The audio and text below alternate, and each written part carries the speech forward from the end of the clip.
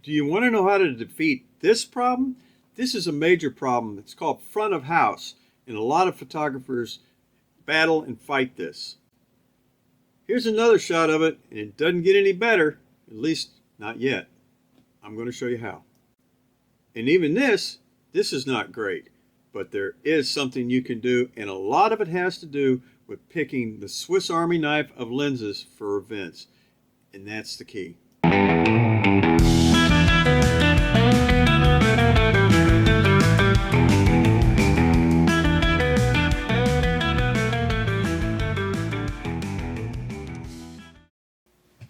I'm Robert Maxfield, a concert and music photographer in Dallas, Fort Worth, Texas, and welcome to Max Concert Photography, where we talk everything concert and music photography related, and sometimes we talk some other stuff too. But today we're going to cover the Swiss Army knife of all concert and event photography, and that is the medium zoom. Let's take a look at this photograph taken with the medium zoom at front of house, and this is not great, but what I'm going to show you what I did with it. This is the finished product from that original shot, and you can see a big difference. What it allows me to do is cut through all the garbage that's out there in the middle and in the way. I know it's hard to believe, but both of the shots that you just saw, the two shots, are the same exact photograph. And what it did is it allowed me to get through all the stuff that was in the way. It makes a big difference. Okay, so here's what the big deal is. In April, I shot Alice Cooper at the Toyota Music Factory Pavilion, and I was told I got the first four songs from the media pit, and then I'd be escorted out, and that's exactly what happened. And it was great. I had everything I needed. I carried two cameras, one with a 28-105, one with an 80-200, and all that was good. Made my shots. So the next month, which is May, this month, I have to shoot Triumph in April Wine there. And I thought, well, it's going to be close to the same thing. I'm at the media pit, and I've got the first three songs, and then I can shoot anywhere in the front of house, anywhere I want to shoot. Absolutely great. Until I get to the show, and then my escort tells me, he says, "Hey man, got bad news." What's the bad news? You only get the first three songs, but you get them from the soundboard. So instead of being in the media pit, I was now at the soundboard, and the soundboard is 80 feet away from the front of the edge of the stage. So now there's a major problem. I'm 5'7", barely, anyway, and there's a whole crowd of people 100 feet in front of me, all the way up to the stage, and it's dark, there's people moving, there's all kinds of things going on, and I have to make the photograph because I have deliverables. I just wrote a story on the concert and all that. I've taken the photographs. I have places, management places, that people that want the information, want the photos themselves. I have things I have to give, and I have to come up with a shot. And this is how I did it. And believe it or not, I learned this years ago. This may sound weird. I learned this years ago shooting Formula One auto racing, how I did this.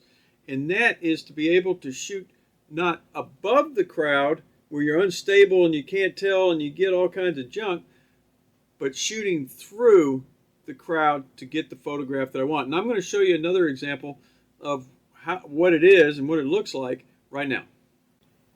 This shot is of Rick Emmett of Triumph, and I literally shot this shot underneath some guy raising his hands above his head with a cell phone to take the photograph. So I shot under his armpit. And this is the finished product of that shot. And as you can see, I went in and I cropped it and brought just Rick up to the front, and that makes a huge difference. But the 80-200 zoom f2.8 that I used made the difference. If you're using matrix or evaluative metering, it will confuse the hell out of this because everything that you're looking at is dark where you're shooting through. Actually, it looks like you're shooting through a tube or around some mountains or something like that. It gives you a really weird look, but you're shooting through a dark tube. And if you're shooting with eye autofocus or something like that, what happens is it's going to start tracking people. If it can find them a little bit lighter, a little bit darker, it may go and look for the first person that you find, and it's going to confuse your focusing. So what you want to do is go to spot metering, and you want to go to lock your focus point, set them dead smack in the middle, and then when you find your artist through somebody or under somebody, you fire it and get the photograph, and it keeps it from hunting and looking all over the scene. Now what I'm going to do is I'm going to show you a couple photographs from the Alice Cooper show. These were done in the pit at Toyota at, I don't know, it's so hard to say. These were done at the Toyota Music Factory Pavilion from the pit area. And this is traditional. This is what you normally see for concert shots. These photographs are the traditional portrait style close-up shots that you would normally think that the 70-200, the 80-200 would produce. And these are fairly normal for what the lens length does. But I'm going to show you something that is completely different. This shot is done with the same exact lens, but it's zoomed out, so it gives you a full body length photograph.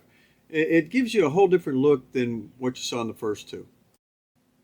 Okay, this lens is made by, Canon makes a version, Pentax makes a version, Sony makes a version, Nikon has several versions. You have Olympus has a version, Tamron, Sigma, most manufacturers, almost every manufacturer you can think of makes a version of this lens that covers from 70-200 or 70-300 or 80-200, somewhere in that focal length range.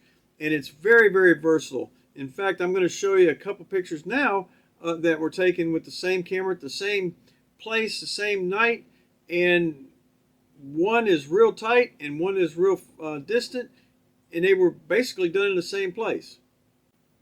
This shot of Braden Barnhill is done at Tannehill's in the Fort Worth stockyards, and as you can see, it's pretty tight and it's up close, and that's normal. And this shot of Jason Boland is the same night, same place, Tannehill's in the Fort Worth stockyards, full body length, same place as far as the media pit. It's just the difference in the ability of the lens.